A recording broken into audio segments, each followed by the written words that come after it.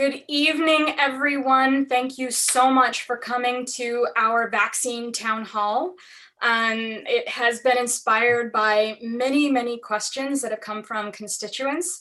Also fabulous conversations that I've had with my state colleagues, and of course, information that we are getting from the federal administration, our new administration and the state. A lot of information swirling around, a lot of confusion happening and concerns. So we figured we would try to address as many of them as we could tonight. We have an hour and a half of an exceptionally beautiful panel. So I wanted to just give a quick introduction of information. At the moment, the state is receiving a small fraction of vaccines compared to the number needed. And we're all very well aware of that. Painfully. At the current rate we're receiving vaccines, I want to give everybody an estimate that it'll take approximately 14 weeks to roll through the 1A and 1B tiers as of now, given the rate of vaccine that we're receiving. Once the state sites opened last week, many of you have experienced there was a significant shift to supply the vaccines to those mass injection sites or mass vaccine sites. And of course, that's exacerbated shortages in the counties. Again, as many of you have experienced and contacted us with that information. I did want to note that this Tuesday, Governor Andrew Cuomo did confirm that states will be receiving a 16% boost in the COVID vaccines next week. I don't know how consistent that will be, but hopefully that will be the new trend, which will shift and shorten that time from 14 weeks. And this will enable 3 additional weeks of supply. So they're going to spread it over 3 weeks. So that's good news, but we know that it's nowhere near enough.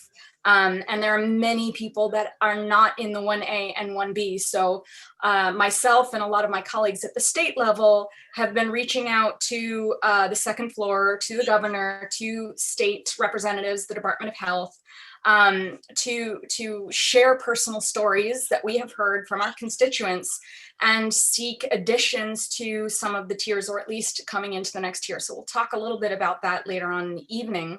Lastly, in this introduction, I do want to note that a few other pieces of information that have come out in the news. As many people have heard, we do expect that Johnson & Johnson will receive an emergency approval sometime in the very near future, and that's the single-dose vaccine, which we will talk about with Dr. Brian later on.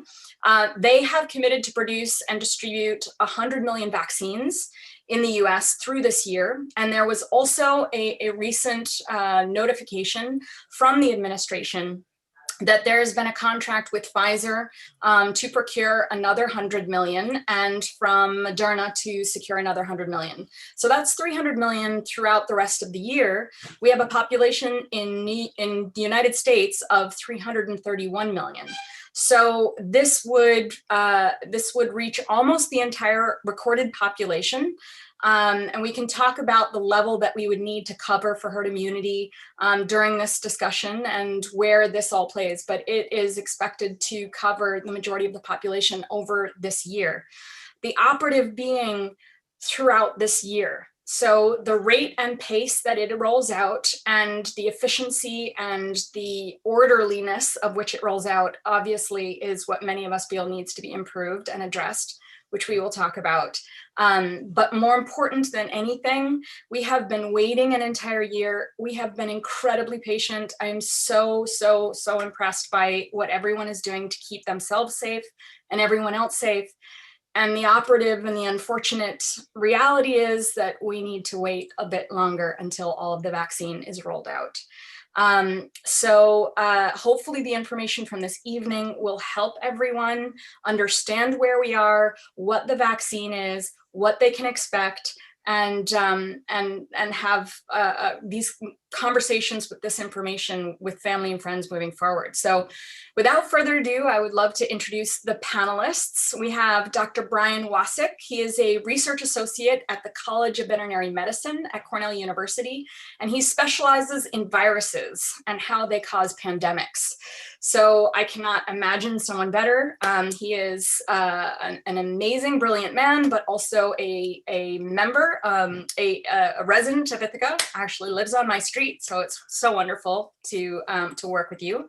We also have a wonderful nurse with us this evening, Selina Lenetsky, and she works with Cayuga Medical Center.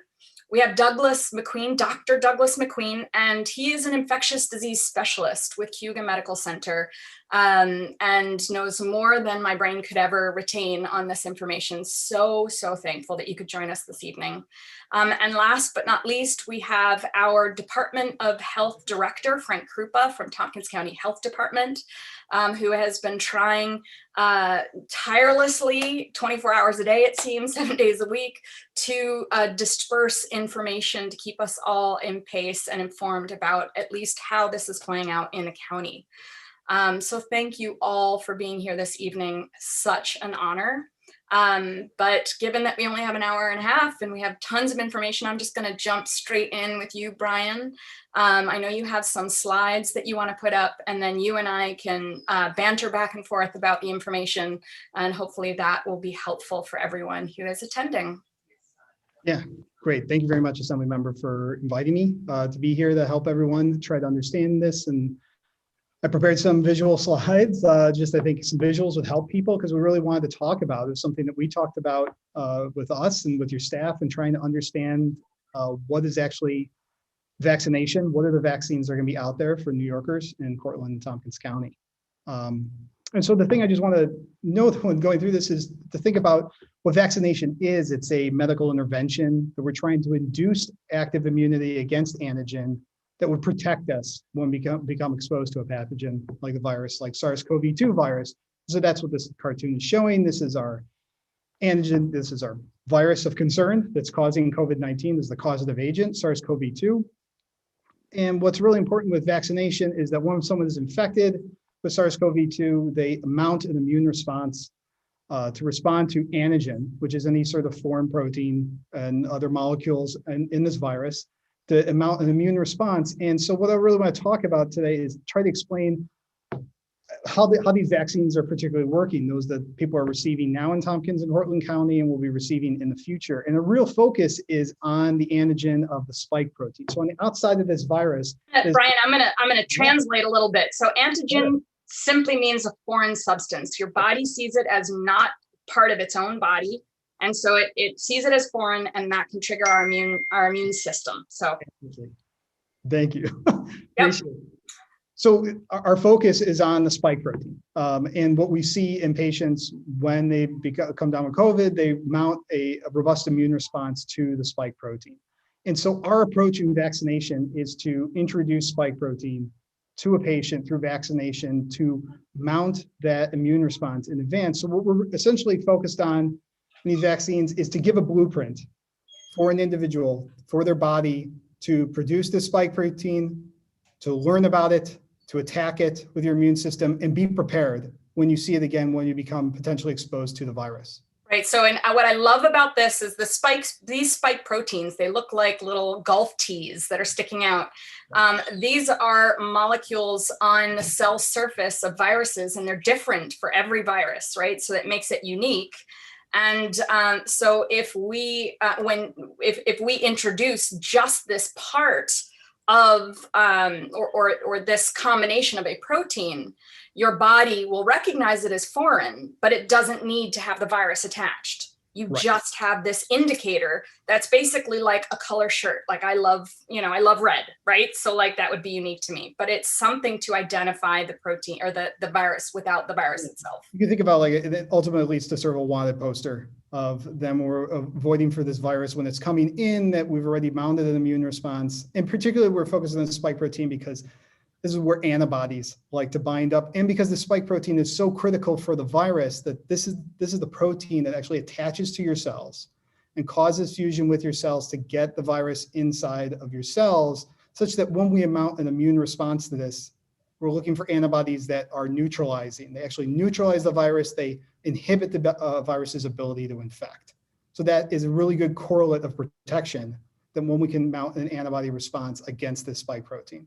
So this has been the basis of a lot of research in coronaviruses, and as we understand viruses, and when we're trying to design vaccines to be protective, we're focusing on neutralizing antibodies that are generated against the spike protein is ideal.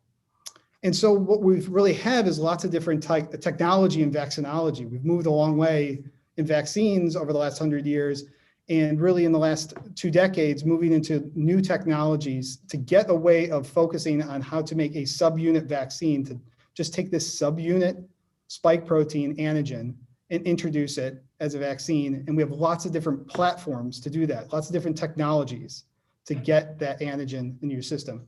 And the first one of that is focusing on these mRNA vaccines, which are the current vaccines that are available from Pfizer and Moderna that people are receiving currently around the country. And so mRNA vaccine, what we're talking about is simply that this is a coded message for the spike gene. It is a code that's injected, ultimately goes into your cells and causes your cells to produce the spike protein and display it for your immune system. And I think the most important thing too that I learned when you shared this with me is, the concern that people have always had about vaccines is that the vaccines are weakened or dead versions of the virus itself. And this completely bypasses the virus, simply takes this, the protein that's on the surface of the cell, only that, creates a code that tells our own body to produce this protein so that then we can create an immune response to this protein. So it's, created by the body and then responded to by the body, completely internal, without the virus being present. yeah, that's exactly right. Yeah, so all the platforms that we're talking about today, these mRNA vaccines that are currently available and the other vaccines that are likely to come on the market over the course of the next year where Americans would likely get, none of them currently on the market. And I would assume most Americans that you'll probably get, if you get a vaccine in the next year, would not contain any virus. We're primarily, most of the technology and the vaccines that are leading the field are those that are subunit vaccines that are just focused on the spike protein antigen. And let me ask you a question. With the mRNA, the mRNA interacts with our DNA that reads the mRNA to make, so it doesn't actually embed directly. No, so what's great about the mRNA, it has nothing to do with our DNA or anything else too. It's just it's encapsulated around these lipid fats, which are the same lipids that are actually on the membranes of all of our cells in our body. So when you get the injection into your arm, these nanoparticles of lipids fuse with the cell membrane of your muscle cells. And the mRNA is just in the cytoplasm inside the cell and binds to ribosomes, which are little machinery factories to read that code into just making protein. And that protein is then there in the cytoplasm, is also displayed on the outside of your cells, and that induces an immune response from your lymphocytes. Right, because typically DNA produces mRNA that are read by your ribosomes to do things. This bypasses your DNA completely, just creates the mRNA. As much information, I apologize for, we're trying to walk everybody through some of this basic molecular biology, but I think it's really important to understand what components are actually in these vaccines, what we're talking about, and why these new technologies are really advancing our ability to make these vaccines and have them available to help us end this pandemic. Can I interject there for 1 second? And just want to emphasize that point that this vaccine, the RNA, the mRNA, does not incorporate into our DNA. It does not become part of us. It does not stay with us. And in the short term is disintegrated. Yes, absolutely. Yeah, thank you very much, Dr. MacQueen, because again, this message, it's just simply a message RNA. It just moves into the cytoplasm as opposed to the nucleus where your DNA is. It's just read as a message, and it has a fairly short half-life. We just want to generate enough spike protein. This mRNA degrades quite readily in your body, and all the side effects you're getting from the vaccine, everything else is all a part of your immune response to that spike protein that's being produced. And this vaccine, the components of it fade away or quite readily degraded.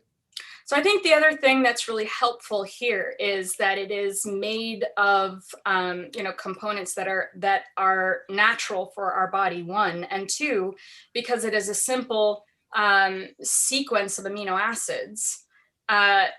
We don't need to have all of the large list of preservatives that you would typically see in a vaccine that is there to preserve the weakened or dead version of the virus. So the vaccine itself is simply this, right? Yeah, you have the lipids, the liquid, and the amino acid sequence. Yeah, we can come back to this. That's what's really great about some of this technology too. These are really powerful techniques where we're using the molecular biology to really harness and get at a specific designed effect, but it also has led to really advances in the manufacturing and design of these vaccines. And, it's the trade-off of some of the cold storage issues that may have heard about these necessity to preserve these vaccines in freezers before they're ready to be used. It also, we have easy manufacturing. We don't need a whole lot of other components as the Pfizer and Moderna formulations are currently generated out. Simply this lipid, mRNA, and some basic salt and sugar from the manufacturing process, and also the balanced pH in the shot is really all that's in there. And the immunogenic response is generated from the protein being made. Thank you so much. Yeah, and so the only thing I want to highlight is in this same approach, the other platforms that we'd likely see, and the ones that we're going to be talking that are going to be coming on, you're going to be hearing about a lot in the news, are these other vaccines that are likely to get approved in the United States and be used, are these adenovirus vector vaccines. And these are from Johnson & Johnson, which we expect that they're going to be releasing their phase 3 data here very soon for their one-shot trial. And AstraZeneca, or the Oxford vaccine, which is actually currently approved in the UK and a number of other different countries and is being currently used. And both of these, what they use is, this is sort of a Trojan horse carrier virus. So it's an adenovirus, it's a common cold virus that's from humans that has sort of been stripped for parts. So essentially thrown as a Trojan horse. It has no other components to generate more virus, but it's just a carrier shell that allows it to then sort of infect the cell, just bind to cells, enter, and then has a small DNA genome to make the RNA to make the protein. So it's just a two-step process. So instead of the one where you're directly having the mRNA, this is a small DNA sequence that triggers your body to then produce the mRNA. Yeah. And what is the advantage of this over the straight mRNA? Different sort of technology. You get a little bit of amplification of your signal that ultimately could potentially produce more protein. It's overall the same platform. Some of these different vectored vaccines have been used multiple times in a couple of other different platforms. And so these are just different alternative technologies that have been developed out in different pharmaceutical companies and laboratories to find different ways to, again, move on this subunit vaccine. And does this because it is amplified, or it can amplify and is very efficient in that way, is that what allows it to be a single dose over a double dose? I couldn't say. I don't really know. I believe, I'm not certain if it's really from that particular standpoint. The single dose approach that Johnson & Johnson is giving is just given this past use of this platform in some of their other different adenoviral vector systems that they had used. They see high immunogenicity of their antigen that they produce that in other trials and things like that. And so they had high expectations, and based on trials that they were doing in the laboratory and in other model systems, they had some confidence going into a trial system for a one-shot approach. And that's what the data that we're really hoping to see soon. Wonderful.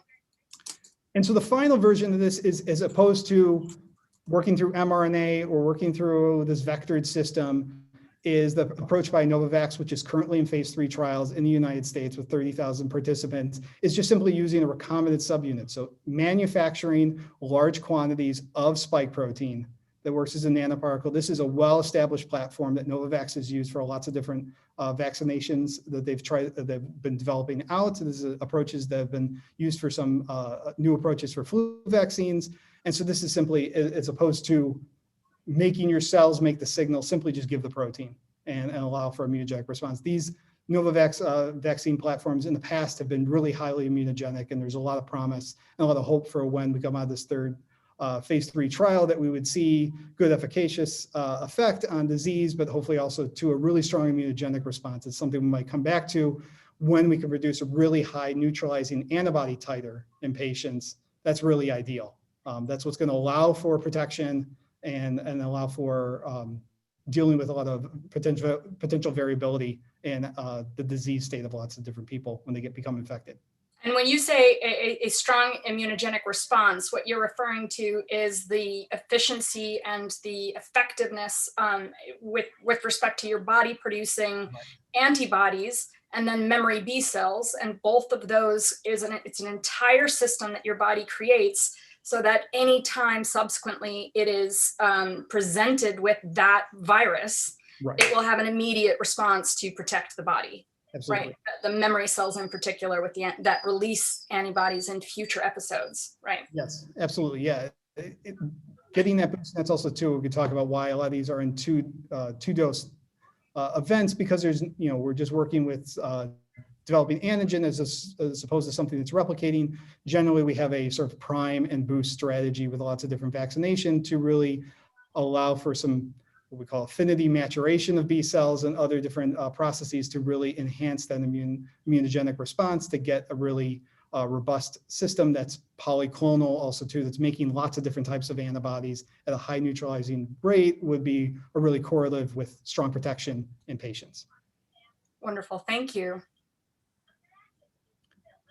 So this is something we talked about before too. A common question that you're getting that I'd love to address is this issue of vaccine timelines. I know that a number of people have asked a lot of questions of why did this go so quickly for us? What allowed us to be so fortunate, and was anything, did we miss out on anything? And I would preface this, I just want to go through how vaccines work, how we design these things out, and say that in this process, no corners were cut. Everything, I believe, in strong safety, efficacy, and the like. And I'll just say what we traditionally think about in vaccines is really a number of different components that I think are important. Is when you're trying to design a vaccine, what's really important is you have to find the right antigen. So you need to know a lot about your pathogen and know what would be something that would give an immunogenic response that would be protective. And so usually that takes a lot of basic research over years in lots of different laboratory systems and animal models and things like that to really determine what is going to be the antigen that we're going to use that would generate a protective response in patients, and really get that baseline information to allow us to go to the FDA and design clinical trials and get approval to recruit people into moving through phase clinical trials. And usually we move through 3 phase clinical trials, phase 1 being in patients to really look at toxicity of maybe your new platform for what type of vaccine it might be. Phase 2, looking at really determining what's the dosage that you need to use. Do you need to use 2 prime boosts? All these sort of determinants of what is the details of how you're going to run ultimately your phase 3 trial, which is a blinded trial of unvaccinated versus vaccinated individuals, and determine the incidence of disease across those 2 populations, determine efficacy and protection against disease. And usually this is a very stepwise process.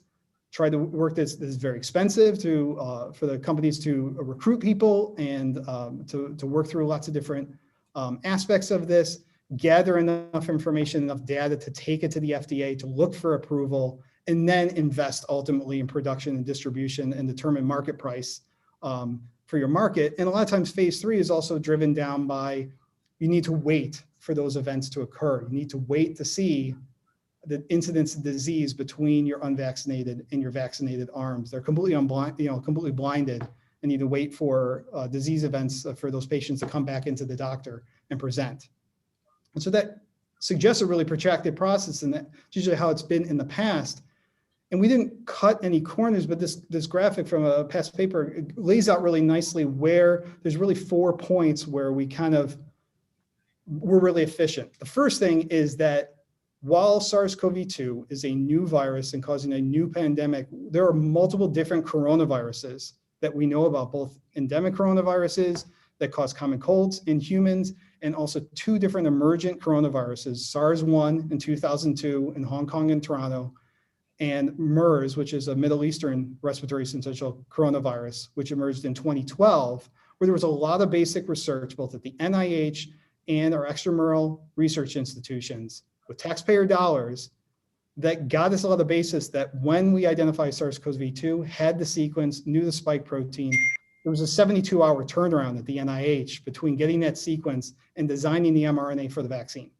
So in these phases, just to cut in, because they're of the same family, the SARS-CoV-2 family, then it's, right, so the SARS family, that allowed, so when we started this whole process with COVID, years of that research, identifying the spike protein, identifying, all of those similar factors, that research had already happened. Yes. Right. So that is what allowed this first phase in the animal models to be truncated significantly from what could be 4 to 5 years down to several months, correct?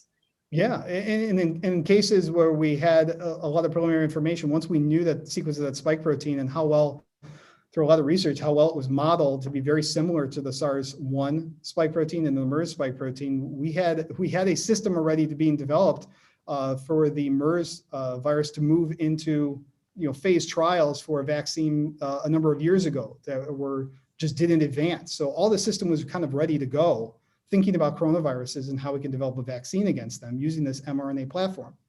So we were already at phase 1 waiting for the everything was SARS family. Everything was well designed that once we could start producing spike protein, and that was literally, the sequence was put online on January 10th. By January 13th, the NIH and Moderna had determined the sequence that they were going to use and start producing spike protein in laboratory to determine how to get this process moving. And a lot of these phase trials is because there was past phase 1 and phase 2 trial data from other mRNA platforms and from this approach for MERS. A lot of this was predetermined. It was a lot of organization to know exactly how many people you needed to register, what your endpoint was going to be to determine toxicity, determine your, the intervention of, how many doses, things like that. A lot of that was pre-designed and it was quickly enrolled and determined. And a lot of that can be overlapped because you can get to sort of like initial data to tell you that you had everything you need to move on, et cetera, and then moved very quickly into phase 3 recruitment, which happened quite rapidly. A lot of people, willingly signed up, and we appreciate every single American that helped enroll in these phase 3 trials and really help this process move along. So just Brian, before you go on, the one thing that I think is really important about this is that the phase 1 and phase 2 overlap, and that the phase 2 and phase 3 overlap. In the scientific process, each one of these phases requires a certain level of data, a certain just sheer amount of data before that they're allowed to move to the next phase. Yeah. And part of what you're saying is that there was already some previous data collection that could be incorporated into these phases that existed already in phase 1 and phase 2. Isn't that correct?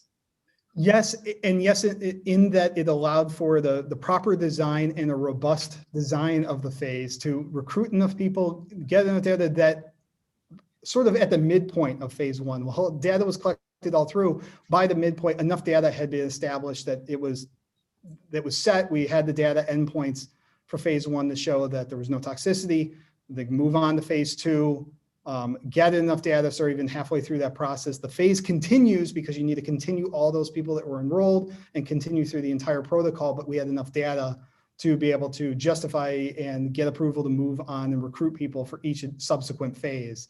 And ultimately too, what we'll talk about really helped in phase 3, the good and bad of this situation, with really a lot of the timeline. We talked about this phase 3 is you have population for Moderna and Pfizer, half your patients got placebo, half got vaccine, and then you need to wait to determine whether anybody came sick with COVID, and then look at the differentiation between that. Usually that takes time for a number of other vaccines for maybe a disease that isn't that quite endemic, for something like HIV or anything else. You're kind of waiting maybe even a number of years for people to present with disease.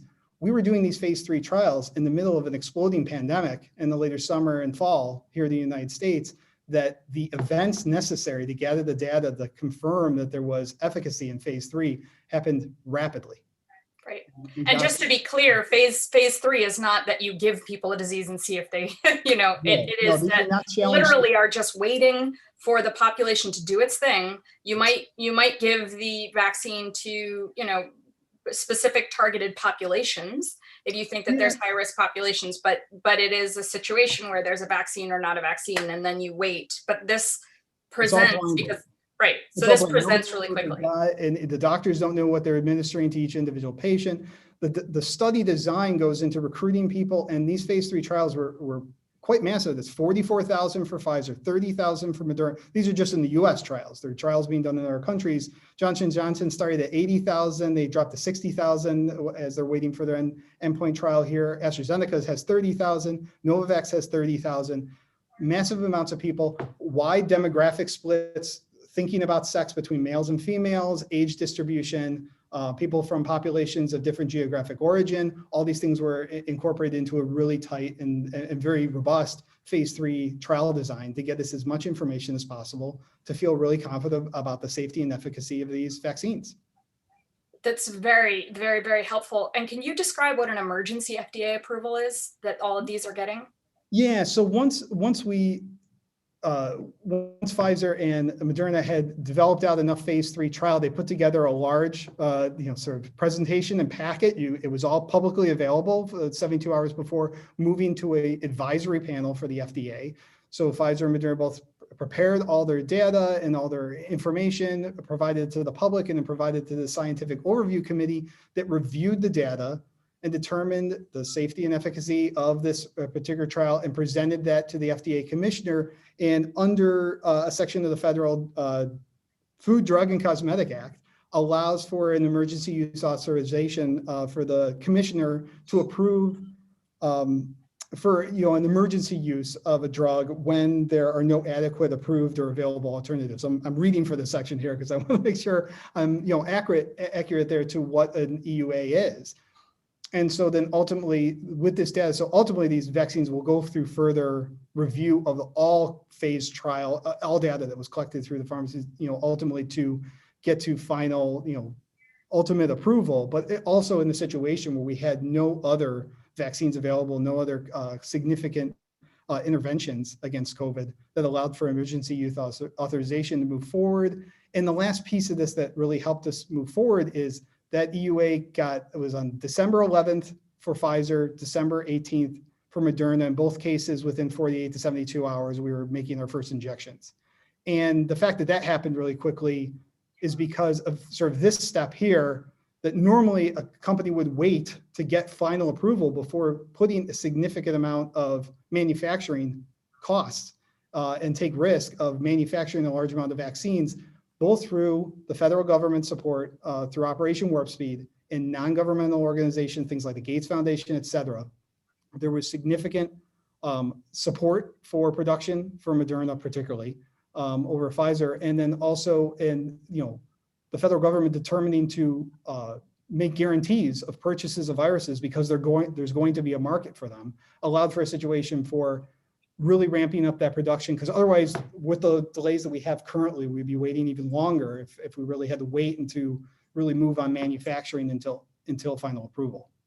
This is hugely helpful, I think, to clarify the speed, because I think most people have been feeling resistant. I don't want to be a guinea pig, but there were no steps skipped, and I think that's important to understand. This is from wonderful paper from Florian Kramer from Mount Sinai University that laid this out, really just talking about how it's compressing and where you can have efficiency in the system because you're both working, nothing was cut, there's no limit in the safety and the scientific rigor under which this was taken. A lot of it has to do with market forces. Normally when you're developing another vaccine and for pharmaceutical companies to develop out vaccines, you need to ensure that there's a high demand and there's a real burden with the disease. That's obviously been taken care of in our considerations over the last year. And so it was really coming together on both through the different manufacturers and pharmaceutical companies and work with the federal government and other agencies to really think about how we can move this process along. Wonderful. And I know we have a lot more to cover, but I think you had one more slide or a conclusion to bring this, to wrap this together of what We actually is talked in about this this. previously, that again, the ingredients in these Moderna and Pfizer vaccines, it's the mRNA, lipid, some sugar, sucrose that's ultimately part of that purification process to just the manufacturing of these mRNA and lipids, and just some basic salts for a balanced pH. Just note that historically, people have had some public concern of these things are all determined safe in past vaccines. Aluminum salts are often used for adjuvants. That's just to stimulate that immune response at that localized site of injection. We get that right quite robustly with these mRNA vaccines without any need for an additional adjuvant. Thermosol, that's just to protect for preservative for the vaccine, because we don't want bacteria to grow in it, which could cause sepsis, which is far more of a concern than the vaccine. Those aren't currently being used, and these platforms have these nice cold storage systems, and they're quite stable. And formaldehyde is usually what's used for that inactivation process. You know, in the, like historically with the Salk vaccine and other inactivated vaccines, that there's some trace amounts that are in vaccines. They're perfectly safe. But again, we're not using that system. So again, these manufacturing allowed us to move really quickly, but also really cleans up this manufacturing process, and also makes these vaccines very simple. And you feel quite confident with their ingredients. That is very, very helpful. I know people have expressed concern. So understanding that this is protein, lipids, and fats and salts essentially is hugely helpful. And hopefully, you know, that will help clarify for people not only what this is, what the history is. You know, anytime you're putting something in your body, it's just so important to you know, lift the hood, as I say, on, you know, what it is, and have all of that information for all of us. So Yeah, thank absolutely. you. Yeah, thank you so much. If you go to FDA.gov for the Pfizer Moderna vaccine, there's a fact sheets there at FDA for under COVID, and you can see from both all those ingredients, everything that goes into the vaccine, all that information is readily available there. That had to be released by the manufacturers, that you can find at FDA.gov. Beautiful. Thank you. And I wanted everybody to hear from someone who's, you know, boots on the ground here in the trenches with everybody, with all of us. We have Nurse Selina here with us, who's been doing this. You know, you were working in the COVID clinic, I understand, at the hospital from the very beginning in February, and are now giving vaccines. So we thought you would be the perfect person to talk to for a more personal experience. So I would love for you to share with people what are some of the questions and the worries you're hearing from people about the vaccine? Hi. So yeah, I've been working at the vaccine clinics, both at the hospital and the ones that we're doing up at the old Sears at the mall. And some of the concerns are, like you said, being a guinea pig, and then worrying about what is in the vaccine, right? There were definitely some fears about that there's live, you know, SARS-CoV-2 in the vaccine, or people have a lot of concerns about long-term effects. We've heard a lot of sort of myths about fertility concerns and, you know, even growing extra body parts. You know, we've gotten some pretty, wild tales that have been going around, especially on social media.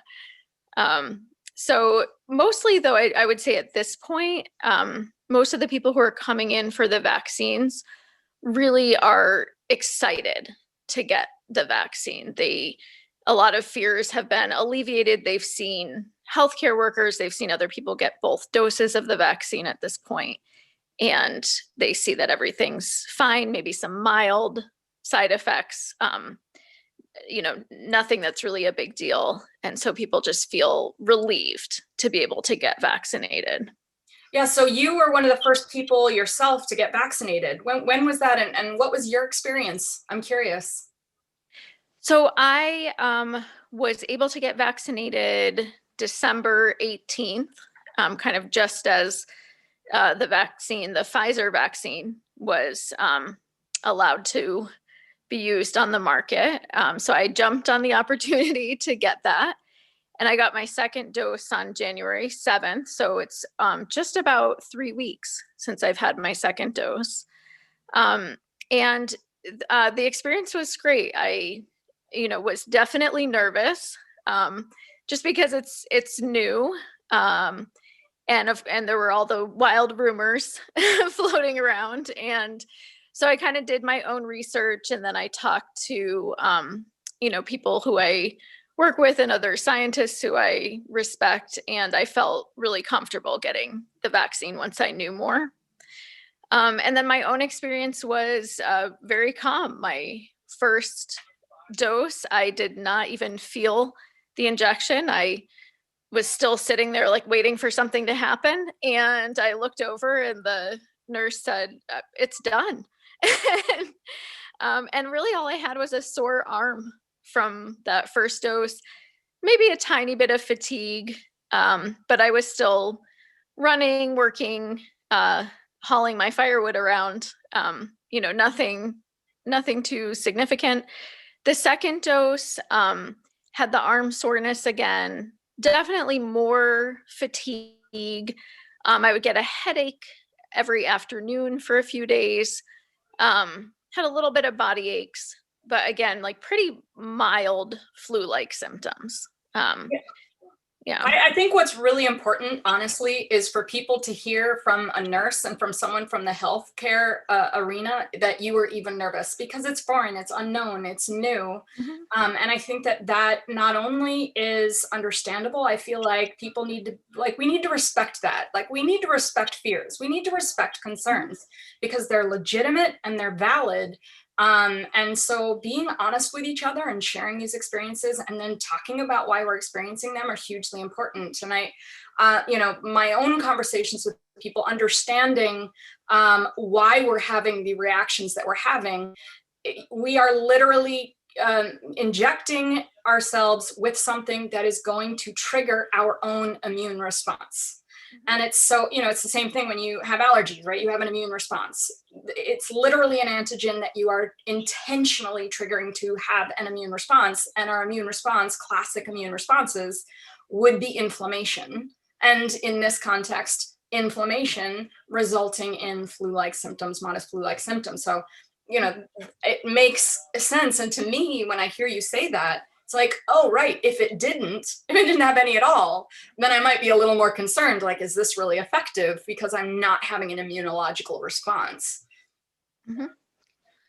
Yeah, I was definitely, actually a little bit relieved to have at least, some response after each of the doses.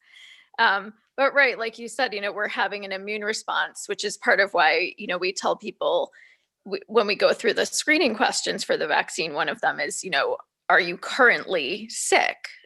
We don't want to give the vaccine when someone is ill, just like we wouldn't give any other vaccine when someone is experiencing illness. We wouldn't give a flu vaccine then either.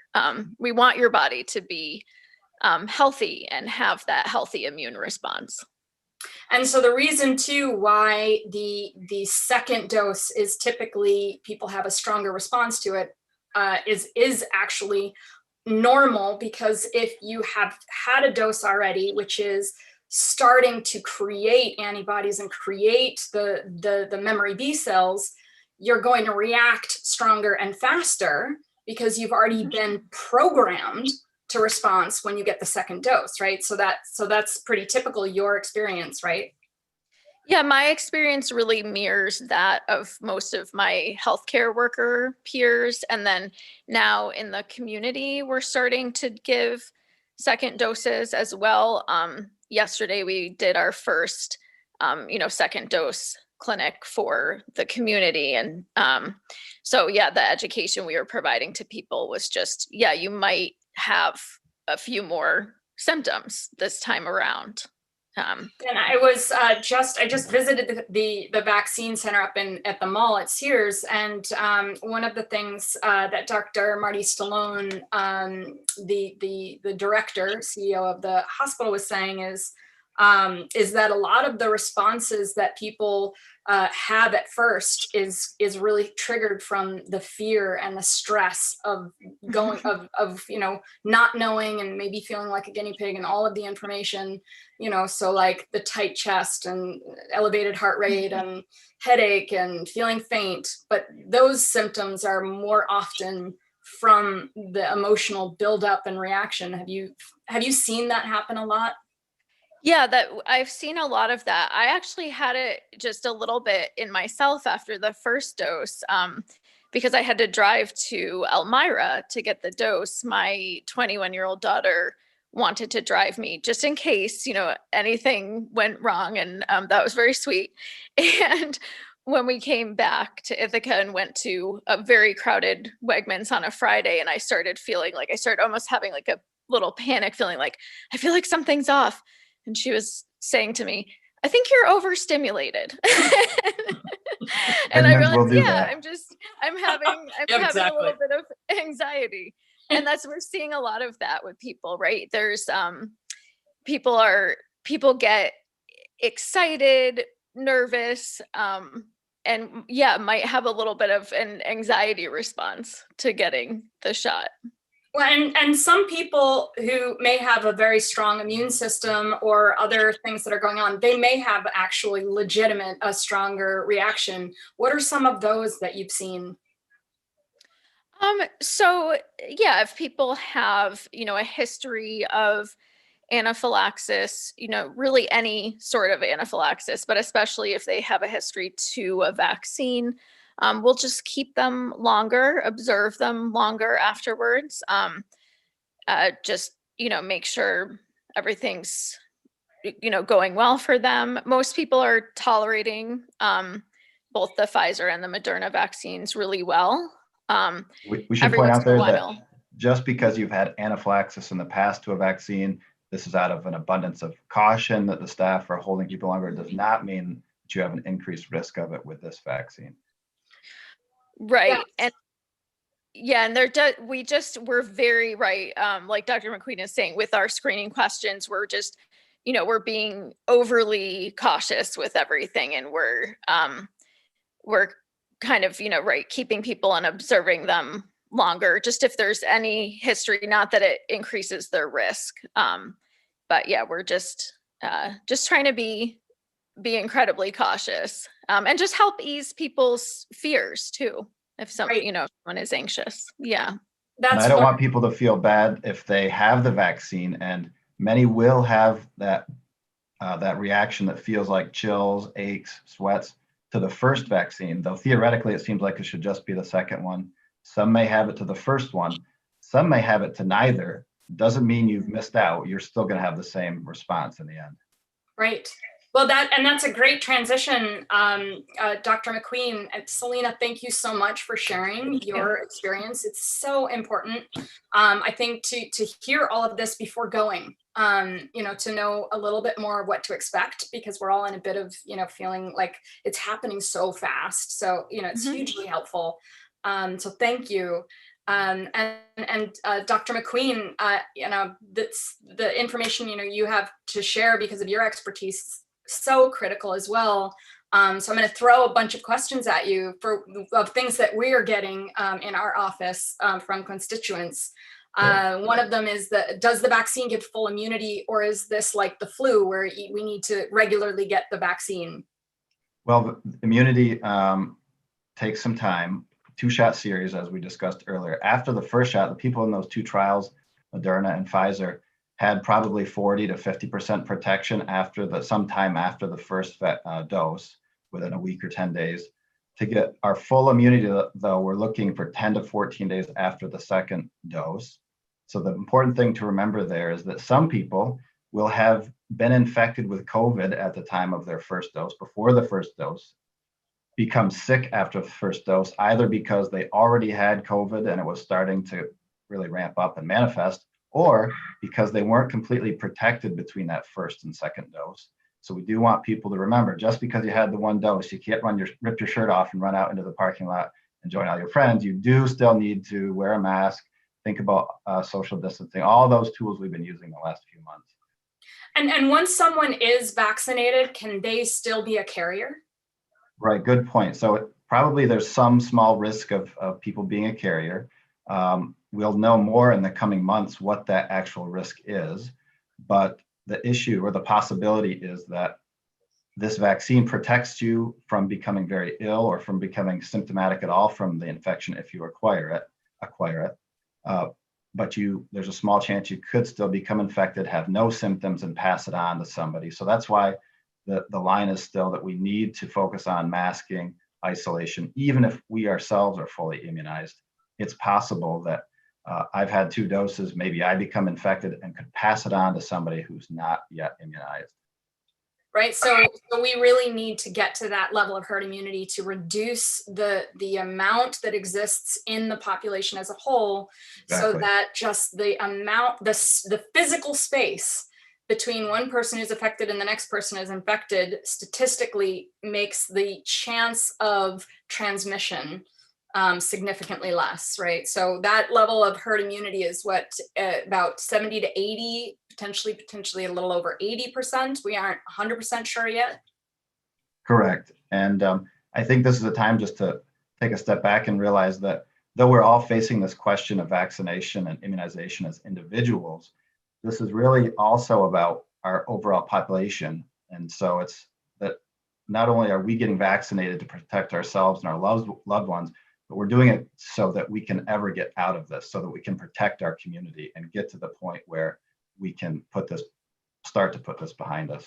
Well, and I think that is such a hugely important point. This is public health. Public health is very different than, than personal health.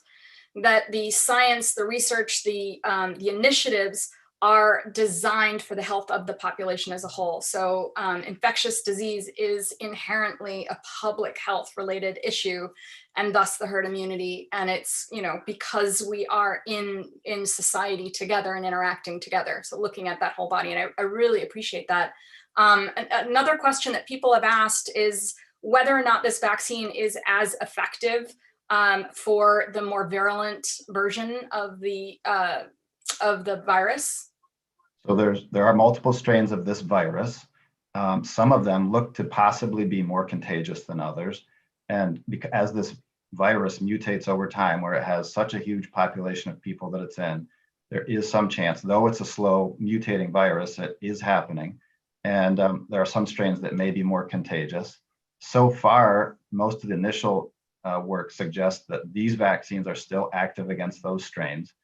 The numbers that are quoted for activity in the trial, those phase 3 trials, are something like 94 to 95% protection from the strains that were prevalent when this was studied.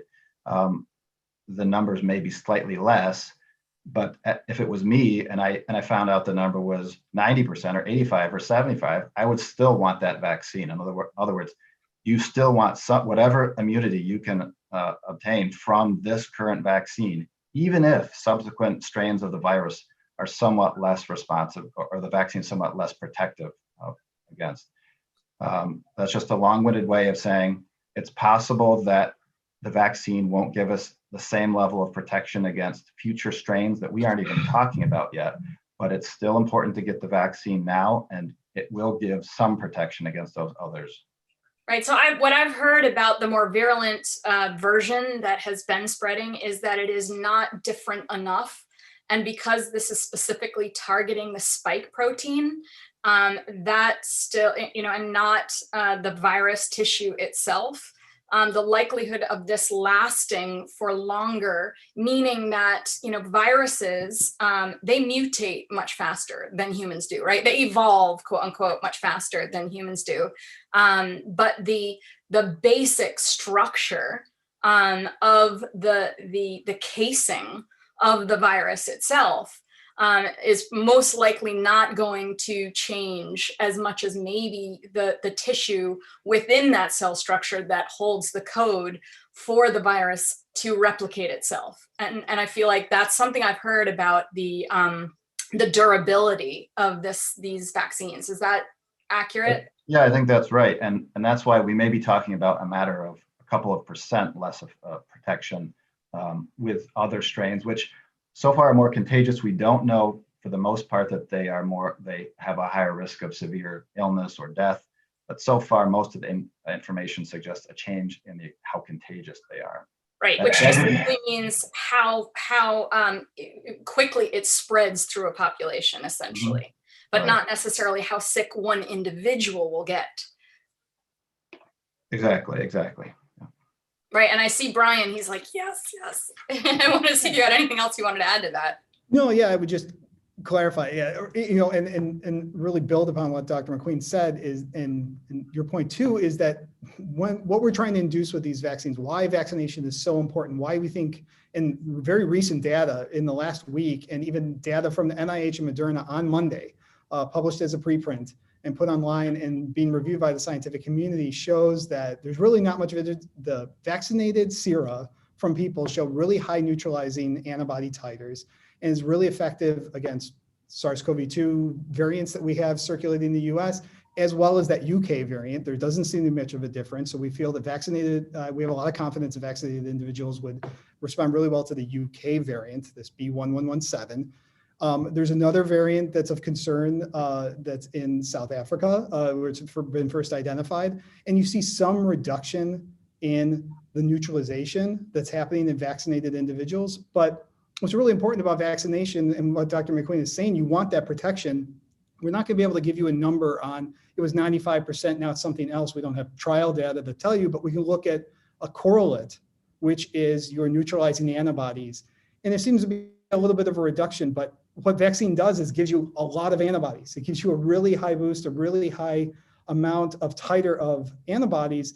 And what Dr. Graham at the NIH usually thought of that as a cushion, such that if there's a viral variant that comes out that reduces that neutralization, we still can overwhelm the virus and get us to some level of protection for an individual. And you want that protection. Some protection with these vaccines is going to be far better than none at all. And vaccination can really boost your immune response to be able to deal with these variants that are going to rise. And like Dr. MacQueen said, we might see more in the future. And as we don't know what this virus is going to do in the future, what its ultimate end game is into moving into, we have other endemic coronaviruses that were probably emergent many, many years ago in human populations and now are just common colds. And so we don't know that long-term strategy of how antigenicity is going to move. Is it going to be like flu, or is it going to be something that moves away? We can't predict that exactly, but vaccination is really going to help us end this pandemic as it's happening now. And you really want that really strong immune response to be able to cushion yourself against some of these different variants that we might see.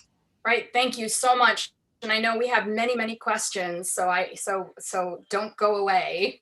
But I do want to transition to our Department of Health Director, Frank Krupa, because we have many questions for you on logistics of the vaccine distribution. But I did want to let you open up with a 3-minute yourself, because of course you could probably speak for an hour and a half yourself on this topic at this point, since you eat, breathe, sleep, and probably sadly dream this topic. Sure, thanks, Assemblywoman. I appreciate the opportunity to be here. Yeah, it's been a roller coaster. I think both for us that are trying to do the vaccination and the public that's trying to get vaccinated. Here in Tompkins County, we've been really fortunate, as we have throughout all of this, to have a partner in Cayuga Health Systems that is willing to step up and partner with the county to provide the necessary support to address this. It started with testing back last March, and now they're helping stand up our vaccination efforts. And so we started this, I think Selina mentioned that the vaccination started in the hospitals for hospital workers, because that was the first priority population. And then our first clinic at the mall for people outside the hospital was done December 29th, I believe. And so just yesterday, those folks got their second dose. So there's now 400 people, outside of the hospital that have been fully vaccinated, need a couple of weeks before their bodies really ready for full immunity, but they've got their vaccine series in. And so that's really important that we were able to do that quickly and stand up and demonstrate really to the state that we have the capacity here to do vaccinations on a large scale. And it's because of that partnership and our ability to demonstrate it that we got a lot of doses early on. So in the second 2 weeks of February, in 7 days of pods or points of dispensing, we vaccinated almost 5,000 people here in Tompkins County. And really that's because there were not a lot of other places doing large scale vaccination. And so while the supply was still limited, we were able to demonstrate that we were a place, if you gave us vaccine, we would get it into people's arms quickly and effectively. So we were really fortunate to do that very quickly.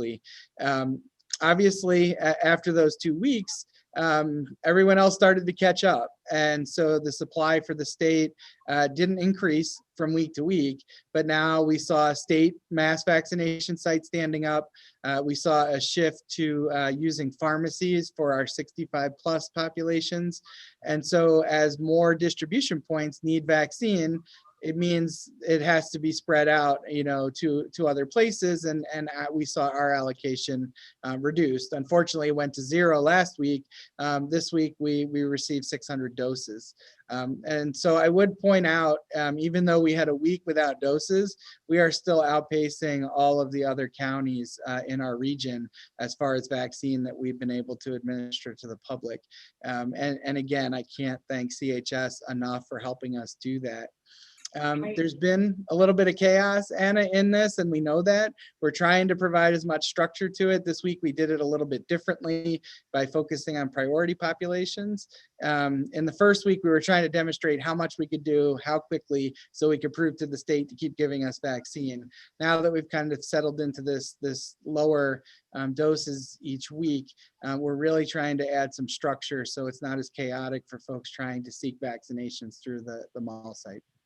Yeah, well, I think you hit on probably the biggest thing that we are hearing. There's two, but one is just the experience, particularly for the older population that's currently eligible, that's not as comfortable using a lot of the technologies. The mental health. I mean, we've heard so much of the stress of, literally having to sit at their computer for 24 hours a day, refresh, try. And so one of the questions that people have asked is why there isn't a waiting list, and whether or not a waiting list is possible to coordinate with the state or maybe do by county. Yeah, we've gotten a lot of questions about waiting lists, and the reality is if we created a waiting list, there'd be 10,000 people on it in a matter of a day or two. And when you're on a list of 10,000 people, it's really not a list anymore, right? And so what we're trying to do is, the states have obviously stood up large scale sites, and anyone who is currently eligible is eligible for those sites. They are booking out into the future because the state, quite honestly, controls the supply chain, and they know that they will have X amount of doses for their sites because they'll give it there first. Localities have been told we can't book appointments until we have vaccine in hand, so we never know how much we're going to get. And the populations that we've been prioritizing have been evolving. So our list would have changed 3 or 4 times in the last month as we've done this. So what we've done now, so the state has said that local health department allocations have to be used for phase 1B essential workers. We cannot do 65 plus, and we cannot do healthcare workers from phase 1A. Hospital systems allocations have to be used for phase 1A, and pharmacies are being used for 65 plus. At least that gives folks, a place to know that that's where they go based on their criteria. But for us, phase 1B essential workers is a lot of people. The federal government did not narrow that down. The state did not narrow that down. So what we ended up with was the chaos of having 1,800 slots disappear in 20 minutes when we posted them. Yeah, and I would like to note too that, there are people on this call that are from Cortland as well as Tompkins County. And in Cortland, they got 0 vaccines the first week they requested it. They got 200 the second week. I'm not sure how many they got the third week, but that is a minor fraction of what has been received from Tompkins. So just kind of understanding there isn't that equivalency, throughout all the counties. And some of it is triggered by, the systems that were put in place very early on, the connections, communication. I know Cortland has the entire ice arena in SUNY Cortland, from what I understand, which is set up to receive, to give vaccines, and they're still waiting to be ramped up. So, so much of this chaos is literally, a foundation. It's built on the foundation of just not enough vaccine being distributed. And although the state sites are very important because they can do so much so quickly, it does hurt the smaller county sites, I think. Sure, there's no doubt. I mean, our allocation went down.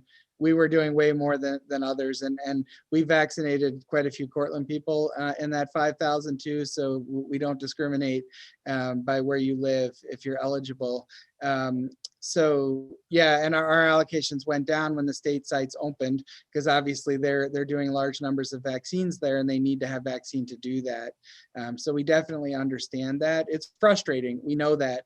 Like I said, it's frustrating for us trying to vaccinate folks, and we know it's frustrating for the public. We just ask folks to continue to be patient. We're going to do everything we can to try to make it a little bit more organized as we move forward. So the day that we put the 1,800 doses, I think we had close to 40,000 clicks on our webpage. We might have gone years before all of this without getting that many clicks on the health department webpage. So we know that people were looking and there's a demand. So we're trying to put systems in place, and we're trying to prioritize so that way people don't have to click. But whenever you draw a line about who's eligible, it leaves somebody out, and those folks are going to be angry and frustrated as well. So we're just trying to do the best we can to manage the situation and try to make it as structured as it can be in what is a fairly chaotic process right now. Yeah, and I just wanted to note for all the viewers, the first hour was really to hear from all of our panelists, and the hope was that the last 30 minutes would be Q&A. So I just wanted to give a heads up that we have already transitioned to Q&A, so we are on time. We've just gotten a ton of questions. So the questions, Frank, that I've been asking you have come from the public. And I have many, many more. And one question I wanted to throw at you, see if this has been discussed. Following up on what you just said, that the current system of registration for appointments has so many people scrambling to find the appointments, but more importantly, through multiple portals, like the health department, the pharmacy, the state facilities, each with their own portal. It's helpful to know that the way that the state has set it up now is that 1A for the health departments, I think you said, and pharmacies are 1B, state facilities are any1 currently. Has there been any discussion of potentially setting up sort of a central 211 that can direct people, maybe through, the county or cooperation with the Human Services Coalition? Yeah, so just to be clear, the hospitals are doing phase 1A, pharmacies are doing 65 plus, and health departments are doing 1B, essential workers. Great. State sites can do it. Thank you. Yeah, we are using 211 here locally to answer vaccine questions. So they took that over the beginning of this week.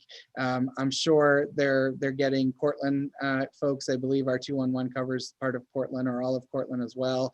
I don't know exactly what their relationships are as far as information they're getting, but we are trying to give them everything we know. We don't necessarily always know everywhere in the county that has vaccine. The state controls that distribution, and it takes a little bit of time if that information comes to us. So we're doing our best to trying to keep our webpage up to date, keep 211 informed about where folks can find vaccine. But it is a challenging system right now. We definitely recognize that.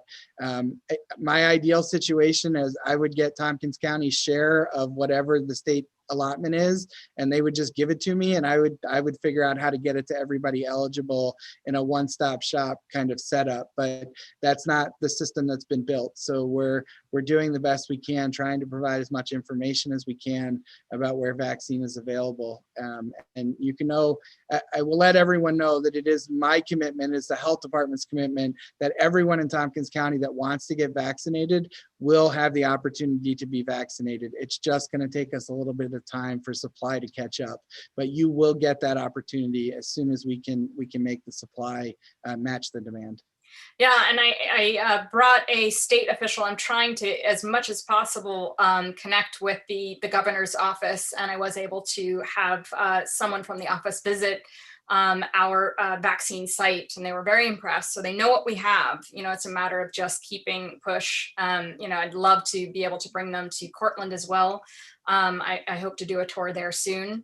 And you know, just getting the information that everybody's sharing, getting it back to them, you know, and really they're just waiting on the vaccine. But there's another question that people have had a lot, and I think it's a great question. I heard President Biden, God, I love saying that. I heard President Biden talking about it recently about supporting the creation of mobile vaccination units. And really ramping those up. Has there been any discussion about creating that here in Tompkins County? I know that there are some vans that the hospital has that have gone to some centers. Dr. MacQueen, if you could talk about that, and Frank, if there's any sort of large scale initiative for mobile units, that would be great. Yeah, so we have a medical countermeasures plan that we've been working on for almost 2 decades now, coming out of September 11th. And medical countermeasures are any medicine or vaccination that you give to the population in large quantity. And so we have plans for this. We have agreements with different locations throughout the county where we would be able to set up pods to help with geographic and transportation issues. We have plans and thoughts about how to take vaccine to some of those other, you know, target populations. All of that is in the works. And if we had enough vaccine to do everyone in the county, we would already be rolling out all of those plans. The reality is we're getting small amounts of vaccine, and our goal is to vaccinate as many people as possible as quickly as possible. And the most efficient way for us to do that is in a large scale site. And as we've been talking about today, the purpose here is to get to herd immunity. So every person that we get a vaccine in helps all of us be safer, right? And so, yes, we are, as I said, we are committed to getting the vaccine to anyone that wants it here in Tompkins County. We just need supply to catch up, and we will implement our plans to make sure it is available and we can get it where it needs to be. So also because the amount we're getting is so small, it is the case that the faster you distribute it, the more you will get the next time you get a distribution. So it is a bit of a chicken and egg on that. But once we have enough vaccines, you would be ready to do the mobile units. So it's in the waiting line. Yeah, along with our other plans to set things up in geographical parts of the county that make sense so people have easy access. We want to remove as many barriers as possible because we need as many people as possible to get vaccinated. We will hit a point where we have supply that matches the demand, and then we've got to address the hesitancy that others have talked about this evening. So we need to be prepared for both, to get the vaccine out quick when we have it, and then to be able to take it to folks so we can eliminate as many barriers as possible so we can overcome that hesitancy. And Dr. MacQueen, I understand there is some like small ban for some movement that is going on with the hospital. Am I wrong about that? I'm sorry, can you repeat that? I had heard something about a connection between the hospital and some of the, I think it was senior facilities, but some facilities specifically where there was consolidated amount of people. Am I wrong about that? To transport them or? The vaccine, maybe. Yeah, no, I'm not aware of that. I may have misunderstood I that. can help a little bit, Anna. So for the nursing homes and some of the other long-term care facilities, New York State opted into the federal program. And so large national pharmacies, CVS and Kinney's, I think, were contracted with by the federal government, and they did go to those senior congregate living facilities to vaccinate those individuals. We have talked with CMC, and the potential exists to do mobile units into the future when vaccine supply comes available. I just want folks to understand, again, in these initial phases, we're trying to vaccinate as much as quickly as possible, and that consolidated large-scale site, as the state has demonstrated by setting up their own, is the quickest way to get the most people vaccinated. But we will make every effort, again, to make sure anyone that wants to be vaccinated can get a vaccine once we have adequate supply. So Frank, here's another question. Thank you for that clarification. And Dr. MacQueen, sorry for putting you on the spot with misinformation. So, Frank, pharmacies can only handle 10 at a time, but you can handle 2,000 per day. The same is the case in Cortland. So the question is, working people cannot come to Trip Hammer during work hours. Why not use these hours for the over 75? Sure. So the main reason is right now the vaccine being allocated to the health department and the hospital, if they get allocation, can't be used on 65 plus. The state has specifically said we cannot do that. I would point out that in the first week that we did over 2,000 doses in early February, we did Wednesday, Thursday, Friday, and had Saturday hours. So we are prepared to make vaccine available when people can get it. But at this point, there is so much demand that the most efficient way for us to do it, because we have the most access to vaccinators, is during business hours. But we will continue to make efforts for it to be available on weekends and evenings as supply and demand dictate. And it's really helpful for me as an assembly member. The way that that government is, as you well know, is divided is that the legislature sets the policy. It's the executive branch that does the actual operationalization. This is an operationalization phase, and so this is under the purview of the governor.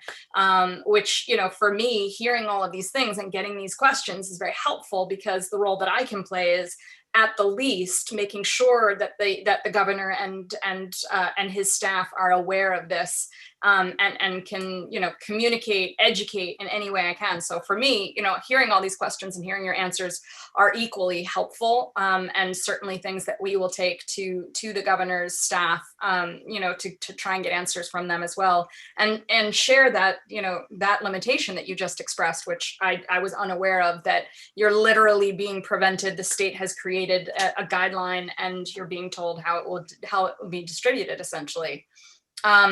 So I'm going to throw out another one, Dr. MacQueen. Since the vaccine is not 100% effective, if we do contract COVID, is it likely to be a milder case? And are we protected against potential severity if we do contract COVID? So the vaccine, the key fact about factor about this vaccine, its protective factor is that if you're infected, that you would, as that question states, you would not become ill from it. That's the goal of this vaccine. And I think this idea that we might be passing it on to other people, being an asymptomatic carrier who passes it on if we are infected while vaccinated, I think may end up being a little bit less significant than we're thinking about right now. That's not final yet, but so anyway, yes, short answer, it is meant to protect you from becoming sick if you acquire a COVID infection, and that seems to be the case based on those phase 3 trials. Yeah, and I have another question for you. Someone asked, we're hearing from a lot of community members who are terrified they'll contract COVID while waiting for their vaccine. Some constituents have asked about the local availability of monoclonal antibody therapy for those who contract COVID. And this person writes, it was in the news today that doses of this effective early treatment are sitting unused in hospitals. Is it available at CMC? Yeah, so let me get to that first part first about contracting COVID while waiting for the vaccine. If I'm sure from your tour, you saw that it's pretty well orchestrated. A lot of time was spent, we are building this airplane as we're flying it, but a lot of time was put into making sure that people aren't in close contact with each other, and that there's not time for people to be unsocial, to be too close. So I do want to try and allay those fears a little bit. This monoclonal antibody therapy is available at Cayuga Medical Center. We have therapy from 2 different companies.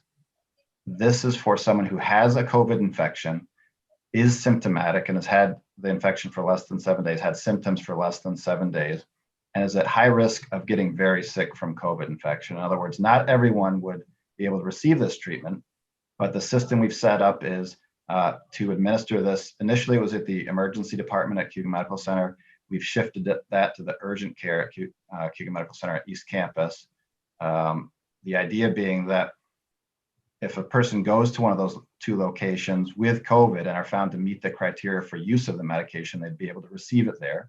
Or if they work with their primary care doctor, or if they don't have a primary, work with Cayuga Health System to find a primary, or with my office, we can get them set up to receive those infusions at the urgent care.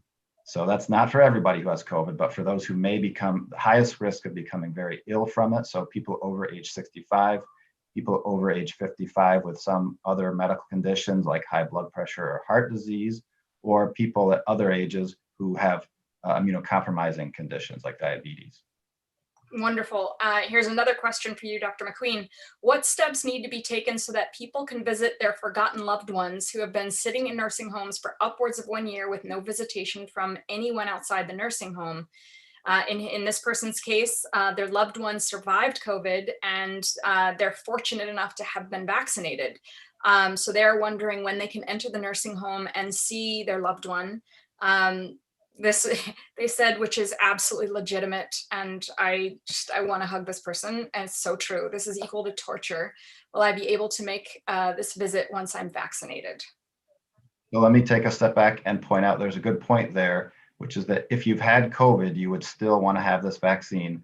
It's very likely that the vaccine itself gives us better protection than a mild case of COVID does. So that's an important thing to remember. If you've had it, keep vaccination on your list of to-dos. As Frank pointed out, the nursing homes in our areas underwent vaccination through those national chain pharmacies. So the good thing is those highest risk groups that we've been the most worried about, that we're up at night thinking about, people in those nursing homes have been able to be vaccinated now. So these people's loved ones now, I hope that they can take a measure of comfort from the fact that their loved ones are vaccinated. We don't know what it's going to look like down the road and how the state will change their guidance. A lot of how visitation works in nursing homes is directed by the State Department of Health. So we look to that entity for their guidance on how and when we'll be able to start visiting nursing homes more. It will likely be a while. It's going to be that for the reasons we've discussed, and the possibility that someone who goes to visit someone in the nursing home is contagious, even if they've been vaccinated. So we want to make sure that we've reached that herd immunity part we've talked about before we start undoing the protections that have been put in place over the last year. Understood. So Frank, are we going to be issued, or can we acquire proof that we have received our COVID vaccination? Yes, so you will leave the site with a CDC card that talks about what vaccine you got, the date you got it, and who gave it. And we actually asked that folks bring that back. We do obviously have it in the data system that folks got vaccinated, but we really want them to bring that card back. And the second dose will be noted on there as well. And then so folks will have that card. But we are also required to report all vaccinations, COVID vaccinations, to the state immunization system. So it is captured electronically as well. So if somebody were to lose their card, their primary care provider would be able to look that up and provide them a print off showing they were vaccinated. Thank you. And one constituent asked, we will soon be fully vaccinated. We hope to visit family later in the spring who may not be vaccinated, but we are concerned that we may be able to transmit the virus. If we quarantine for 10 days prior to visiting family, will that effort protect them because we haven't had any recent exposure to the virus? Or are we potential transmitters regardless of whether we have had recent exposure? I think it's fair to say that generally speaking, if you're quarantining yourself, you're staying, excuse me, staying at home, staying away from other people for 10 or more days, 10 to 14 days, excuse me, 14 days is probably the safest. Before being around other people, you are much less likely to be able to transmit this virus. That's obviously tough for a lot of people to do. It needs to be kind of absolute. It's not, well, for one day in there I did this, and a couple hours in there I did that. But a strategy would be to try to take 14 days ahead of time to stay at home before seeing people who are not protected, not immunized. Thank you. So this is probably for Frank. How can I get my staff vaccinated? Can the health department or a pharmacy vaccinate on site?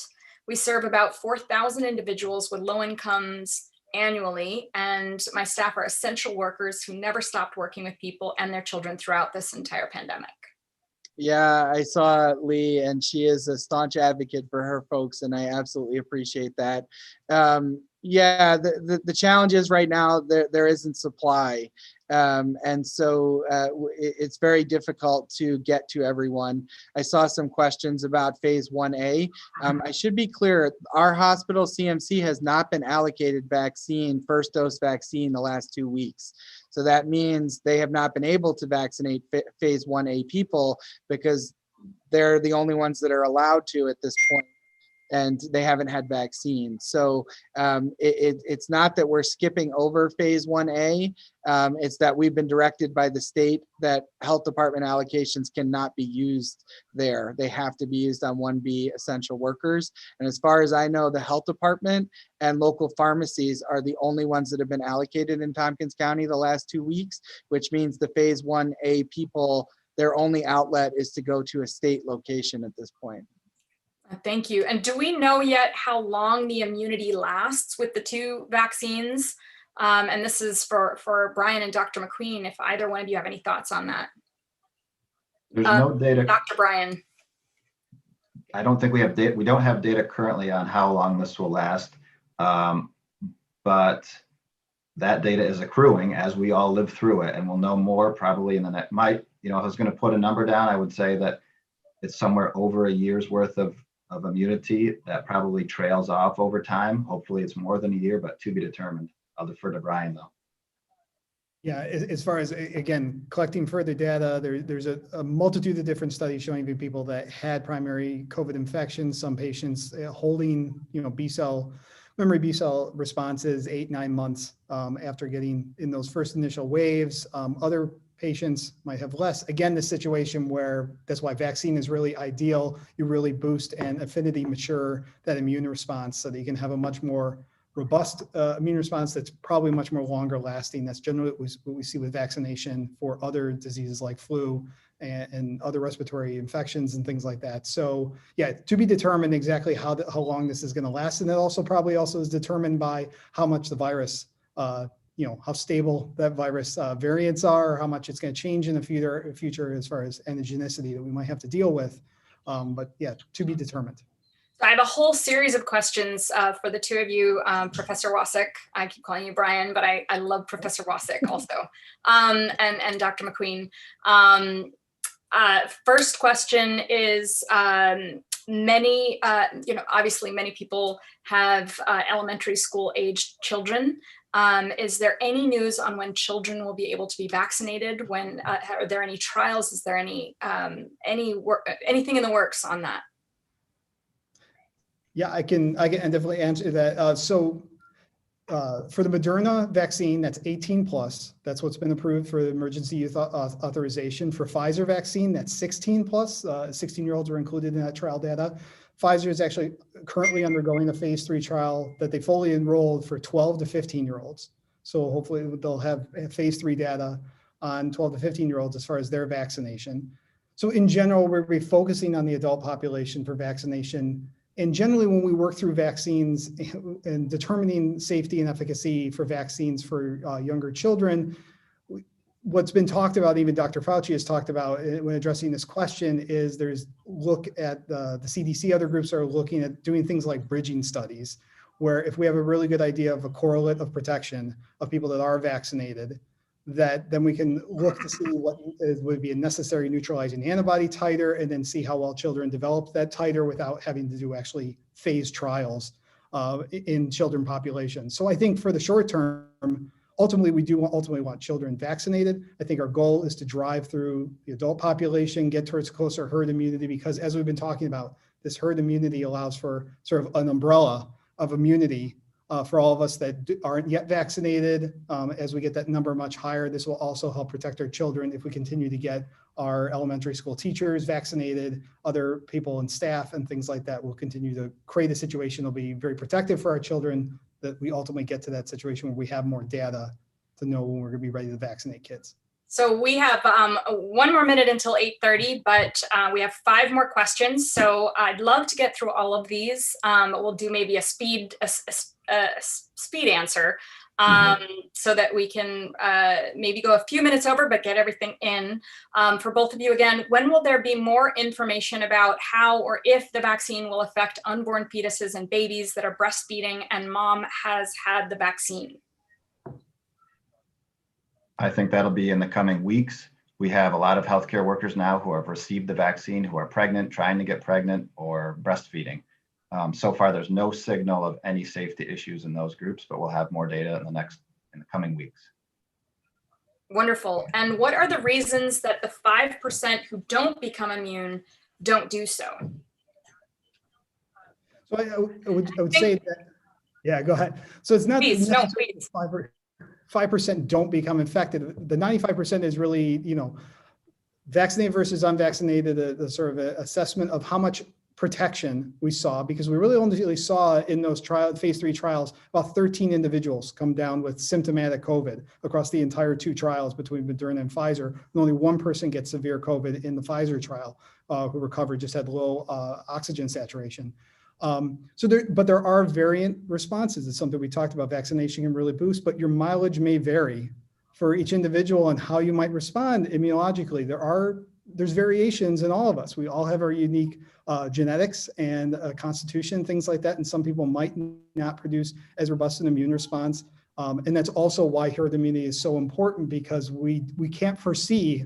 I can't point at you and tell you how well your particular protection is going to be in an absolute sense, but we know that this vaccine is going to drive a really high immune response. And as we get to herd immunity, we're going to cover those people that didn't fall in that umbrella for any number of reasons why they didn't get a really robust immune response during vaccination. Right. And so basically you're saying a robust immune response, they might not produce a significant amount of antibodies in response to the vaccine and memory cells. And so when they are then milder response. Yeah. Right. And those people in the trial might have gotten, just a much more mild immune response, and then they become much less protected in an opportunistic way where they got an infection that was just a probability game because they went out and became exposed. Right. Rare, but can happen. And for most of those in the trial who did become infected, who had received the vaccine, they became much less ill as well. So they probably had some level of protection. Right. And what exactly makes a different strain of the virus more contagious? So I'll address this. There's a number that we don't really know the mechanism. So again, we're talking about some of these variants. There's lots of different viral variants that are out there. There have been since the beginning of the pandemic. It's kind of like bumper stickers on a virus that picks up these sort of neutral mutations that have no effect, but it really helps us track how the virus is moving through time. But these variants of concern are some that picked up a larger proportion of mutations. And really what the evidence that we have is that in areas where this variant became at a higher proportion, they moved to become much more dominant, really from sequencing that groups are doing, particularly in the UK, where they're actually looking at the genomes of the viruses out of patients and saw that the proportion of these variants was increasing as a total proportion of the cases that were out there. And so that led at least to a hypothesis that these are becoming much more contagious. We don't fully know the mechanism. One suggestion based on at least the UK variant is that it seems to cause a mutation in the spike protein that maybe allows it to bind to the receptor a little higher. And when they've looked at these mutations in animal models, they see a little bit higher of viral titer. And when you look at patients that have this variant, when they take your PCR test that tells you whether or not you have SARS-CoV-2, they seem to maybe have a slightly higher titer.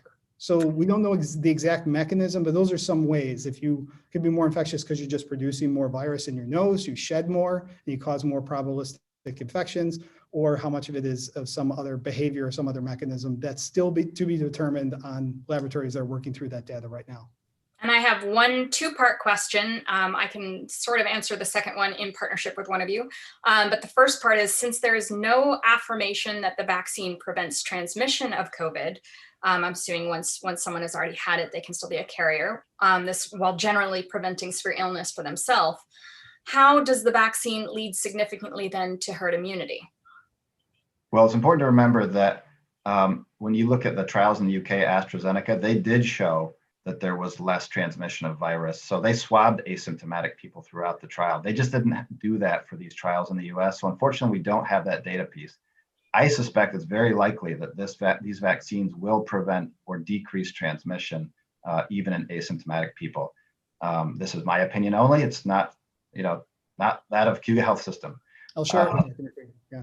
You share that theory? I share that view. Yeah, that's my expectation, that we're going to have an effective reduction in transmission. There's an emerging data set. We have a high degree of vaccination that's currently occurring in a number of different countries that are moving quite ahead. In the case of Israel, high vaccination rates. So we're going to have some real world data coming out that shows this, what effect this is going to have. And I strongly believe we're going to have an aggregate effect on decreasing transmission as people become much better protected. This will resolve itself while we're dealing with these issues of getting enough people vaccinated. We'll kind of be gathering that data at the same time. But I have a fair amount of confidence that there's a reduced transmission as well. That's very helpful. And part of this that everybody needs to understand is that, science, we're trying to keep up just by the sheer analysis of data. And the lack of a conclusive, evidence of something doesn't mean that it doesn't exist. It simply may mean that the data set has not been, fully collected and analyzed. And so what you're talking about is that there is some evidence, there's some data that leads you to have that hypothesis, and science is madly trying to catch up. This has all been exceptionally fast, and I appreciate that as a scientist myself. And I did want to note the second half of this question is a bit moot because of that point, since there's no assertion that the vaccine does not prevent transmission, which is not true. It's not that there is no assertion. It's that the data is still being collected and there is some evidence of such. But they were wondering if this is a good argument against the Assembly Bill 11179, which could mandate vaccines. From a policy perspective, I really am glad this person asked this question, because there's a lot of misunderstanding about what this bill does. This bill does not directly mandate vaccinations. What it does is give the Department of Health, and this is a process that happens, gives the Department of Health the authority to decide and determine whether or not vaccines would become mandated in schools, public schools, private schools, charter schools. So the bill itself does not make that step. This is a natural process that happens with vaccinations. Ultimately the legislature gives the authority to the Department of Health to make the determination. This bill was doing that early, just like the clinical trials and everything else. We're doing steps early so that if it's determined that it would be helpful, the Department of Health would then have the authority to make that decision. So just wanted to make that clarification of this bill. So I'm very, very glad that this person asked that question. And that brings us to our final question. And we covered an amazing amount of information. And I wanted to thank every single one of you as panelists to take your time, an hour and 37 minutes. We got a tremendous amount of information in. I hope this has been wonderful, helpful for everyone who has attended this evening. And that this video, I want to note, this has been recorded. So we will have it on our website for this, I think at the state. We can at least give a link, but it will be on our social media. I will share it with all the panelists. Please feel free to share it with anyone you want.